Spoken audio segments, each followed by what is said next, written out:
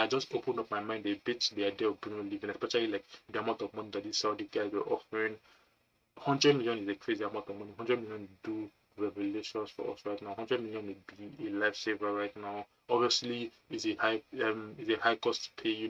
Letting go of Bruno and everything, but I kind of opened up my mind to that. So, you guys, what is up, man? Welcome back to Real United Talk, where we talk about all matters Real Madrid and Man United. This is going to be another United Matters episode. It seems like there's just so much happening around Old Trafford. There's good news, there's bad news, there's kind of news. So like, yeah, just so much going around Old Trafford. There's just so much going on around Man United that we just need to get right into it. So the first thing I'm going to talk about is Jadon Sancho. So Jadon Sancho, it looks like he's coming back to Man United. Chelsea are not going to pay the 25 million because they could not negotiate terms on his contract. They could not reduce his wages and all of that. They couldn't come to an agreement. So yeah, he's going to be returning to Old Trafford. And they're going to have to pay a 5 million fee to Man United just to get him returned to Old Trafford because it was a loan with an obligation to buy. So yes, we're getting 5 million from Chelsea, but Sancho will be returning to Man United. And I don't know how to feel about this news for Sancho and like just in general. Like I don't know how to feel about this news. Sancho is a player I love. I've always loved Sancho. I was so excited when United signed him. Like we had wanted him for so long. We saw him at Dortmund. We saw what we do at Dortmund. Like literally, was getting spoken about with like Mbappe, them guys. Like obviously, he was never as good as Mbappe or anything, but he was getting spoken about with them. Like he was getting matched up with them as like being like the future talent, people that are going to be carrying football for the next few years and everything. Sancho is a crazy talent. He's a crazy talent. He was a crazy talent at least, and he was just a player that everybody wanted on that team.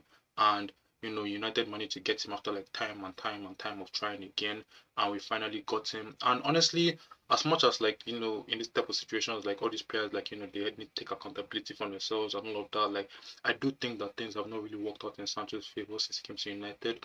First off, like we all know about the situation at Man United. We all know the struggles that we're going through right now, whether it's the hierarchy or just there's just so many things going through, and it's just so hard for players, especially like young players, to like grow within United, to become better, to reach their potential. And I think that Sancho is actually one of the people that suffer from this. Like when Sancho came, the first thing I'll say is that the whole Ronaldo thing kind of took away from the Sancho deal as well. As we remember, like we signed Ronaldo. I can't remember when, but it was towards the end of the transfer window and everything. We signed Ronaldo, was an unexpected deal and all of that. And the reason why I said it took away from the Sancho deal, this isn't me coming to come and say that Ronaldo is the problem. But please, I'm not one of those people that think that Ronaldo was the problem at Man United. I do think that there were problems around him, and I do think that there were one or two things that were going on and all of that. But like that's not what this episode is about. But like yeah, I'm not one of those guys that think that Ronaldo was the problem at Man United. But like Sancho was supposed to be like the big name signing. He was supposed to be like the big money sign and everything. I know we didn't sign Ronaldo for that much money, or did we sign for any money at all or whatever. But like Sancho was supposed to be like the big name, was supposed to be the biggest thing happening, and then like we ended up signing Ronaldo, who then took the number 7. Sancho ended up taking the number 25. And as much as like obviously like good players should be able to play with each other and everything, I just think that like there's already like the promise of like yeah the next big thing, yeah the big name, all of that, and I think that like that kind of like took away from Sancho, and that's just like one thing. Like I'm not saying that that's what affected him in total. I'm not saying that like that's the reason why he flopped at Man United or anything. I'm just saying that like that kind of like took away from the deal, kind of like took away from the excitement a bit. Although it would be very exciting to play with a player like Ronaldo, obviously best player in the world, best player I've ever seen. But like I do think that it took away from the Sancho deal a bit. But like obviously, like I said before, there's just so much that's going on around Sancho. There's so much that's going on around Man United. He has seen multiple managers in that time alone. He has seen Oli, he has seen Ragnick, he has seen Erik ten Hag, and then now he's seen Ruben Amorim. Obviously, he didn't get along with Erik ten Hag. We all remember the situation with him and Ten Hag. He didn't get along with Erik ten Hag.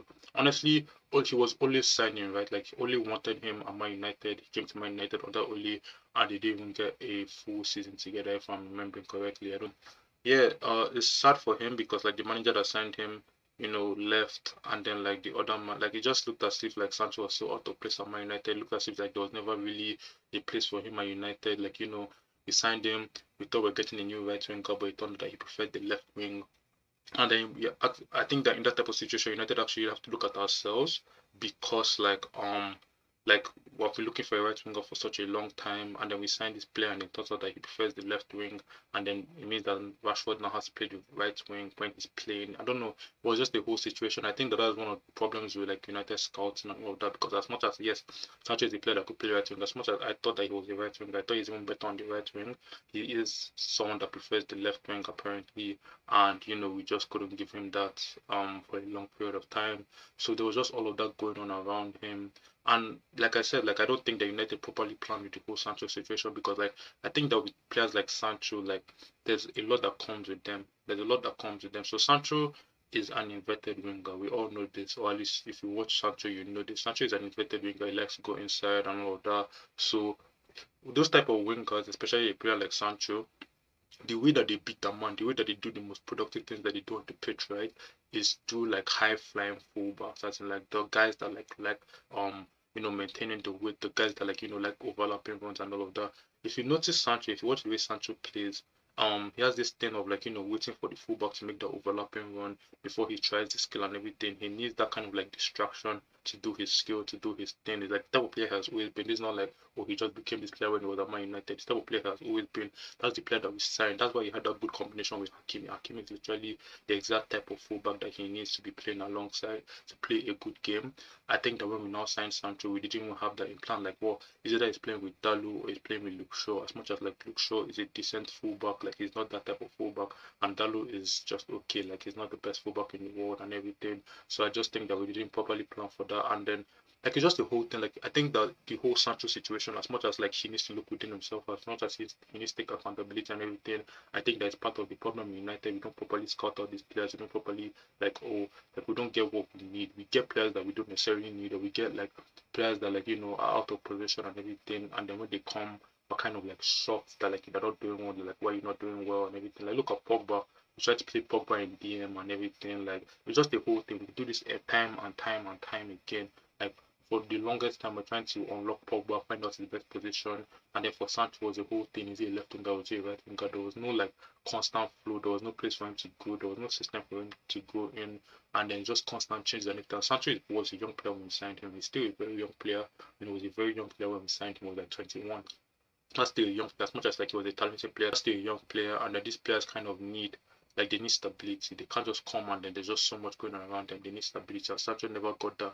That being said, though, with this whole Chelsea situation now, um, I don't know how to feel about this for Sancho and in general, because like this is kind of like an embarrassing situation where like you went to a team with a loan with an obligation to buy. This is one of the first times that I recall at least like a team not obliging to that obligation, or however you say that, but like a team not going forward with like actually buying the player and sending him back and paying the 5 million fee.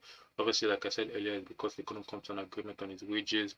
And first off, I just like to say that I do understand where Sancho is coming from. As like, let's just remember one thing. Like, as much as like this whole football and everything is like, it's about passion, it's about this and that. That's what I want to see. I want to see players passionate about the game, not care too much about money. For these players, it is a job still. It is a job still, and then in your job, you never want to take a pay cut, right? So I do understand where Sancho is coming from.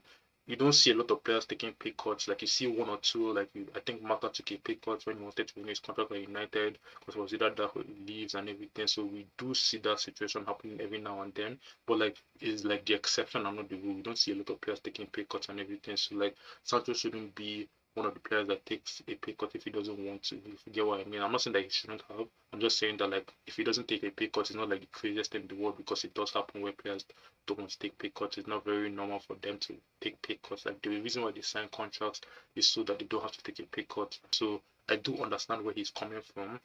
But like this is now what he needs to look at. First off, Sancho was earning what 350k, something like that at Man United. Imagine if Chelsea had agreed to pay that money to him. What would have happened is that like your Palmers, those bigger players at Chelsea, even like your Enzo Fernandez, I don't know, just like those bigger players at Chelsea are going to be looking at themselves, looking at their paycheck and being like, yo, why is this guy earning more than me? Like the guy doesn't get more game time. Like look at Palmer for example. I don't know how much Palmer is earning at Chelsea right now, but I assure you, I don't think he's earning up to 350k. They did renew his contract, so I'm actually not sure what he's earning, but I don't know if it's up to 250k or whatever. But like even if it's just Palmer, or whoever it is. Like 250k is a lot of money, and I think that what would have happened, that would have honestly caused like a domino effect or whatever you call it, a ripple effect, where like if Sancho had gotten that amount of money, a lot of players are going to be looking at contract situation and be like, hold on, like why is this guy any more than me? This guy sits on bench for half of the games that we play. He doesn't have as much impact as me. He's not as good as me and everything. Why is he any more than me? That's what Chelsea were probably assessing with the whole situation, because Chelsea can easily pay that money. Like we all know that Chelsea have money. Chelsea can easily pay that money. They could have easily paid that money without thinking about their future. They don't think about the ripple effect of paying that money to Sancho, and they obviously decided not to, which is the smartest thing to do. Honestly, I wouldn't have paid that money for Chelsea. It's not worth the risk because of the ripple effect that it would have caused. Then Sancho, I think this is not where Sancho needs to be looking at himself, right? Because as much as Sancho is a decent player, as much as like he's still very young and he still has potential and all of that, like you need to look at yourself. Like you're earning 250k right now, yeah, I get that, and that you don't want to take a pay cut, I get that. But like you need to look at your situation. How many teams are going to want to pay you that money? How many teams are going to be able to pay you that money? How many teams are going to be willing to take that risk to pay you that money, except for a team in Saudi? Just think about that, like because like what are Sancho's options right now realistic? Because United don't want to keep him, um, and then like what's it called? Even if we went to like La Liga, like Barca isn't paying him 250k. Barca have had a financial crisis. They're going to break that by paying Sancho 250k, and I don't think Barca is interested at all. Then you have your Syria, which is a very good option for him. You have your AC Milan, your Napoli, and all these other teams, and it's like, which one of those teams do you think is actually going to pay you 250k a week to come to them? None of them are paying you 250k. None of them. So you have to look at that situation. You have to look at yourself as kind of like, you're kind of like a liability right now. Like obviously, like nobody wants to, like everybody wants to back themselves. Nobody wants to like call themselves that. But like you are kind of a liability right now. A lot of teams are not going to want to take chance on you, and then they do. They don't want to pay you 250k a week. Max, they'll pay you like 200k max. That's the max. Just because like you're a 250k a week player, they'll pay you 250k based on your ability right now, based on what you're showing on pitch right now. You are like a 120 to 150k player. You are not a 350k player, and 150 is being like generous based on what you're doing on the pitch right now. And then this is like a team that you have called out as your boyhood club. You said that you're with nature supporter. So it's like your boyhood club is telling you that like, oh, you can stay, we'll pay the 25 million to United if you just take this pay cut, and you're like, no. Like it just doesn't make sense to me that he doesn't take that pay cut to stay at his boyhood club and then coming to United to go do all this. And like I just like the crazy thing about it is that there was once a time that like I would have taken Sancho back at United. I would have taken him happily with open arms. I think that he would have fit in this system. That was the player that like I described him to be. But given the amount of business that United look as if they want to do, given his wages, given the financial crisis that United is going through right now, he's one of the players that unfortunately needs to be like um get out of the club to make some of these things happen. We're gotten Cunha, we're looking at Mbeumo, we need midfield reinforcements, we need like a striker potentially and everything. And like Sancho unfortunately is one of the players that like we need to actually he needs to make room for some of these things to happen. So as much as like there was once a time out of taking him back at United, I just want other things happening now, and then she's still a liability right now. So I just think that the best thing for everybody involved is for Sancho to leave. But Sancho, like you being a liability right now, I just think that like you're not taking that pick up because Chelsea is the team that are willing to give you that chance. Pay you what I think I saw that like they were going to pay him 200, 230, something like that. And he said no, that he wants his 250 and everything. Now you're back at United, you're back at the team that doesn't necessarily want you. I don't think he has met Amorim. So, who knows what Amorim will come to the conclusion with him would be. Or given United's financial crisis right now, I doubt they even to take on that 250k. So your only option right now is Saudi. I need to be able to look at that. Is that what you want to do? Do you want to go to Saudis? Like, is the 250k that important that like just go to Saudi for the rest of your career, never fulfill your potential? Like, is this that important? You need to look at yourself. I need to actually ask yourself that question. But yeah, that's how I feel about the whole Sancho thing. But the next thing coming out of Old Trafford right now is that Bruno Fernandes has said that he is not going to Saudi. He's not interested in moving to Saudi and he wants to stay at Man United. This is another crazy situation because and please nobody take this the wrong way. The United fans that are watching this right now, please don't take this the wrong way. But I had opened up my mind to Bruno leaving. This isn't like me saying that oh, Bruno is not a good player. This is not me saying that Bruno has not been the best player at United since he signed for United and everything. I just opened up my mind a bit to the idea of Bruno leaving, especially like the amount of money that these Saudi guys were offering. 100 million is a crazy amount of money. 100 million do revelations for us right now. 100 million would be a lifesaver right now. Obviously, is a high cost to pay, letting go of Bruno and everything, but it kind of opened up my mind to that. And the reason why I had is not just because it was 100 million. But then I look at Bruno in this system, right? And like given the amount of signings, given what we're doing in transfer window right now, it looks as if there's no plan for him to be a calm in this system anymore. Like like there's not even going to be an offer. Maybe like if everybody's injured, then sure. But like for the most part, like he's not going to be a calm in this system anymore. And Bruno was someone that like I never thought would fit in the calm in this system. And I think he fits better in the CM. I think that when he plays in calm, he looks more out of place than when he plays in CM. When he plays in CM, just like a stable player, he looks like a proper player. I even think that he's even improved in some aspects of his game as well, more composure on the ball and all that, because that's what he needs to have in this Amorim system. So he has improved as a player in general, and I do think that like Bruno has been one of our best players.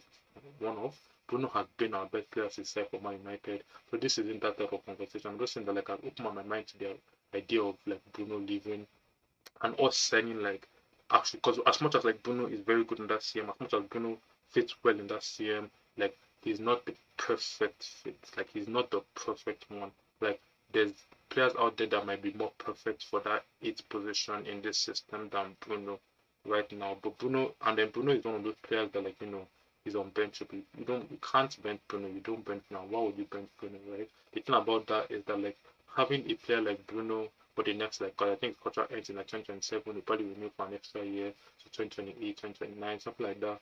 So Bruno will be an unbenchable player, meaning that like you never be able to get like a player that fits better in this system. Because as much as Bruno is a hardworking player, he's more hardworking than all the players that we have right now. As much as he's a very hardworking player, I do think that like this system requires like an absolute engine. And Bruno does have that engine, but like his defensive ability is not as good as like someone that actually grew up being a defensive-minded player, also having that ability to like go forward and everything. So I'm just saying that like as much as Bruno fits well in the system, doesn't fit perfectly. And having 100 million, that would have been a lot of money to spend on signing a proper replacement for Bruno, someone that actually fits perfectly in the system. But I'm indifferent about this. Like this isn't me saying that like I'm sad that he decided to stay and everything. I'm happy. Bruno is what? Or Capitano, he's our captain right now. And given the amount of change that we're going through right now, given the amount of problems that we're going through right now, Bruno, we need a captain. And he has proven that his captain quality. He has shown us that his mentality that we're always talking about.